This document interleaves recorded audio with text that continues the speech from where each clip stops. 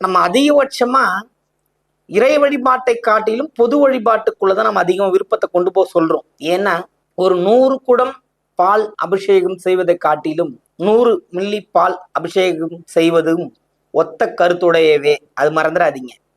ஒரு 100 ரூபாய் சம்பாதிக்கிறனாலும் அதே எஃபெக்ட் தான், அதுவே 1000 கோடி சம்பாதிக்கிறனாலும் ஒரே எஃபெக்ட் தான். ஆனா அந்த உங்களோட குவித்திறன், பார்வை அல்லது உங்கள் செயல்திறன் இது எப்போது ஒன்று குவிக்கப்படுகிறதோ, அதாவது மனம் குவிக்கப்படுதல் சொல்ற இல்லைங்களா, அந்த மனம் குவிக்கப்படுதல் தான் இங்க ஜெயிக்குது.